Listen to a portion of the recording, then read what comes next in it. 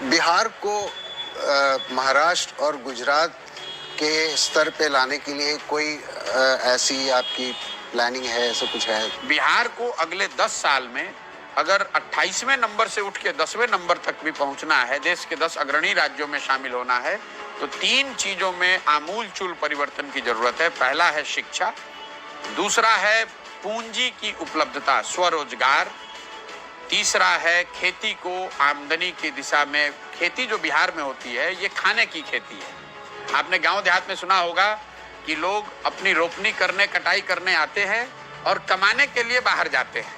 मतलब खेती वो क्यों करने आते हैं? खेती इसलिए करने आते हैं ताकि बाल बच्चा का पेट भरता रहे। बिहार के बाहर के निवेशक या पूंजी निवेशकों को कोई जरूरत नहीं है। नहीं, मेरा जो मॉडल है इसमें निवेशकों को कोई जरूरत नहीं है। नहीं, बिल्कुल नहीं, बिल्कुल नहीं। दुनिया भर में इंडस्ट्रियल डेवलपमेंट की जरूरत है, लेकिन पूंजीपतियों के बड़े फैक्ट्री लगाने से इंडस्ट्रियल डेवलपमेंट नहीं होगा। आप इटली चलिए, नॉर्वे चलिए, फिनलैंड को देख लो, जितने स्कैंडिनेवियन कंट्रीज हैं। आप न्यूजीलैंड चलिए, न्यूजीलैंड में किसी एक बड़े कंपनी का नाम आप बता दीजिए, कोई नहीं जानता है। They have one of the most prosperous life. Australia में बता दीजिए।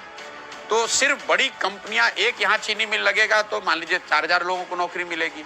लेकिन अगर 4 लाख लोगों को पूंजी मिल जाए तो हर आदमी कुछ ना कुछ रोजगार कर पाएगा। तो I am a great believer marrying the education and skills with capital, availability of capital, that will create jobs, and jobs will lead to consumption.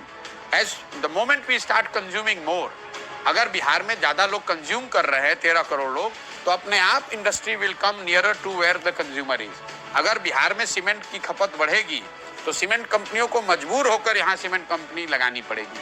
अगर चीनी हम लोग यहाँ कंज्यूम कर रहे हैं तो मजबूर होकर लोग चीनी यहाँ फैक्ट्री लगाएंगे।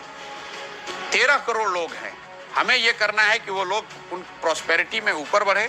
वो जितना ज्यादा कंज्यूम करेंगे उतना ज्यादा इंडस्ट्रियलाइजेशन अपने आप होगा। आप यूएस में देख लीजिए, US economy entire 2/3 economy GDP is all consumption driven. तो बिहार में वे फॉरवर्ड, मैं फिर से कह रहा हूं, रोजगार देने वाली शिक्षा, कमाई देने वाली खेती और नौकरी नहीं स्वरोजगार देने वाली पूंजी। अगर इन 3 चीज को उपलब्ध करा दीजिए, बिहार में आप आमूलचूल परिवर्तन देखेंगे अगले 10 साल में।